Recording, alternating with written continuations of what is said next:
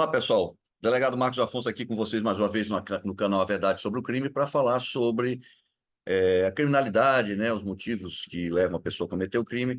E eu lembrei, gente, um fato que interessante. Eu estava numa palestra lá em Paraopebas, Pará, numa universidade, uma faculdade, perdão, lá em Paraopebas, justamente falando sobre a questão da psicopatia, né, para alunos de direito e psicologia. E quando eu comecei a falar sobre as características do psicopata, eu comecei a lembrar que eu já tive amigos psicopatas, gente. É uma coisa impressionante. E vocês também podem ter, sem saber, até porque eles são muito manipuladores, né? E de repente você se vê ali como um amigo e tal, e não quer acreditar que aquela pessoa seja um psicopata, mas é, tá? Então, tome cuidado. Eu vou mostrar alguns livros para vocês antes de nós começarmos aqui a falar sobre esse assunto, que tratam bem disso aí, para vocês terem uma noção. Na verdade, hoje, a informação que nós temos, né, pela própria ONU diz, que o mundo ele tem mais ou menos, no mundo nós existem uma média de 4% da população mundial são de psicopatas. Aí você fala, 4% é pouco, né? Só que, na verdade, quando você pega uma população de 7 bilhões de pessoas, é muita gente, tá, pessoal? E mais, realmente o psicopata ele gosta de poder, né? Então ele consegue profissões que dão poder, posições para ele, e isso faz com que afete a nossa vida, tá? Suas decisões, suas atos, né? Afeta em nossas vidas. Mas vou mostrar para vocês alguns livros interessantes. Martha Stutz, PhD, Meu Vizinho é um Psicopata. Está aqui, gente, esse livro aqui, ó. É bem interessante, tá? Inclusive, ela comenta aqui que um em cada 25 pessoas é um psicopata, sem consciência, sem culpa. Pode ser seu chefe cruel ou ex-marido louco. Este é um excelente guia para reconhecê-los, tá? Isso aqui é um dos livros, né? Esse livro aqui é muito bom, gente. E esse autor é uma pessoa reconhecidíssima nessa área, Robert D. Harry, tá? Ele criou a escala Harry, que é utilizada cientificamente para identificar psicopatas, tá bom?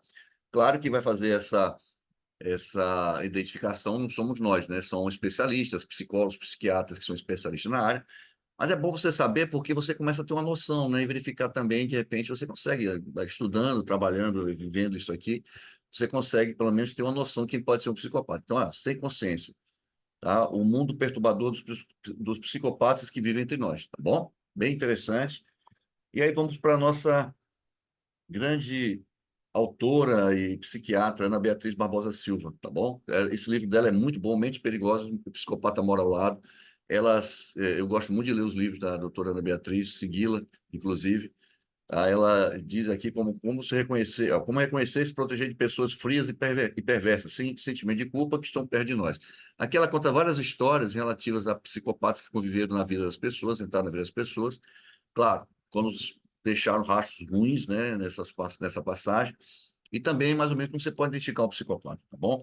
É bem interessante esse livro, e vou conversar com vocês um pouquinho agora justamente sobre essa questão da psicopatia, né? Como eu falei para vocês anteriormente, já tive amigos, vocês podem ter amigos psicopatas, é bom que nós temos algumas características que você possa identificá-lo. Não que isso vá a ser, que aquela pessoa que tem uma característica dessa vai ser um psicopata, mas é bom você ficar sempre atento.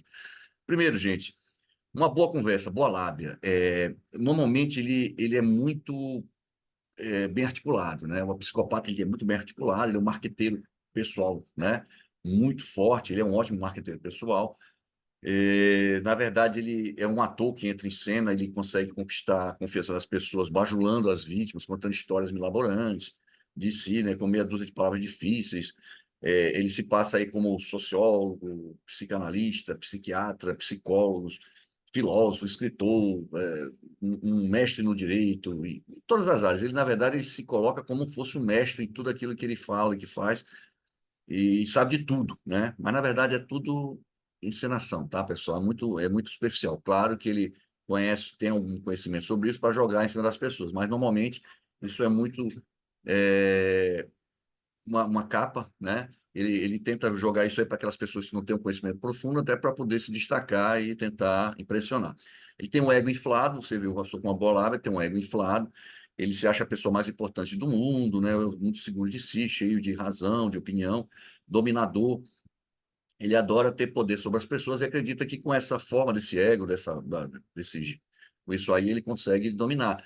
E ele também não aceita palpite, tá? Pessoa, só ele que tem razão, né? Ele pode até fingir que concorda com você, mas depois ele vem e te dá uma lapada. É engraçado isso aí. Mentiroso patológico. Ele mente tanto, gente, que às vezes ele não dá conta nem que está mentindo. Ele acredita na própria mentira dele. E ele te coloca numa situação difícil, como eu já vi isso, né? Ele te coloca numa situação, ele mente tanto, acredita na mentira e coloca você na mentira junto com ele, você às vezes nem tem o que está acontecendo. Ele tem até orgulho da sua capacidade de enganar, né? Ele cria aquela situação e para ele o mundo é feito de caça, de predadores. Ele não faria sentido não se aproveitar da boa-fé das pessoas. Então ele mente para se aproveitar disso mesmo, tá? Conquistar as pessoas, espaço, status, tá?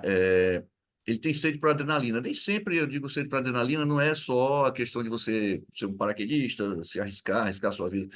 Mas a adrenalina que ele sente muitas vezes é por brigas, confusões, ele adora viver nesse mundo de confusão. O que nós percebemos é que essas pessoas, normalmente, quando não tem com quem brigar, alguém que ela briga com o próprio espelho, né? Não tem com quem se enfrentar. Ele tem que ter alguém para ficar inimigo dele. É um inimigo, meu inimigo, meu inimigo. Quando não tem ninguém, eu acho que ele briga com ele mesmo no espelho, entendeu? Então é uma coisa impressionante. Você tem que analisar essas pessoas que sempre têm aquela arrogância que fulano de tal é ruim, ele sempre é o bonzão, ele sempre é o mais honesto, ele é o mais correto, é o melhor. Cuidado com isso, tá bom? Reação estourada, gente. Normalmente ele tem uma reação muito estourada.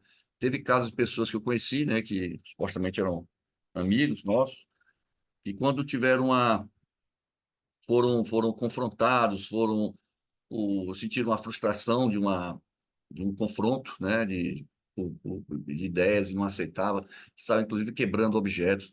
É impressionante, é um negócio assim que, claro que eu não estou dizendo aqui, gente, que uma característica dessa, isolada, vai caracterizar, né, vai demonstrar um serial killer, mas você tem que analisar o todo.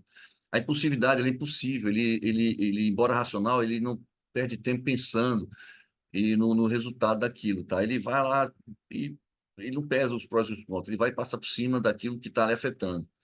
Comportamento antissocial, muitos têm comportamento antissocial, né? Claro, eles, mesmo fazendo aquela capa de bom moço, eles terminam cometendo atos que são contra a vida em sociedade, tá certo? Mesmo que sejam pequenos, aparentemente pequenos problemas, mas isso afeta alguém, vai afetar a vida das pessoas e eu já vi isso estragar a vida de muita gente, tá? E você começa a analisar quem é aquela pessoa. Ausência de culpa, eles não têm um pingo de pudor de se preocupar com você. Por onde passa, tem um ditado que diz que gosta de deixar os bolsos vazios e os corações partidos. Ele não se importa com o que você está sentindo. Para ele, tanto faz, passa por cima mesmo. Sentimentos superficiais, eles não têm um sentimento profundo, na verdade, eles enganam, né? E às vezes eles até escolhem aquela pessoa para poder forjar aquele sentimento, para tentar manipular todos que estão ao redor. Mas no fundo, ele não tem sentimento nenhum. Quando ele quiser passar por cima dessa pessoa, ele passa também e não está nem aí. A falta de empatia, né? Ele não se coloca no lugar do próximo de maneira alguma, tá? Ele não quer nem saber se você vai sofrer, se sua família vai sofrer, o que vai acontecer com você, ele passa por cima mesmo.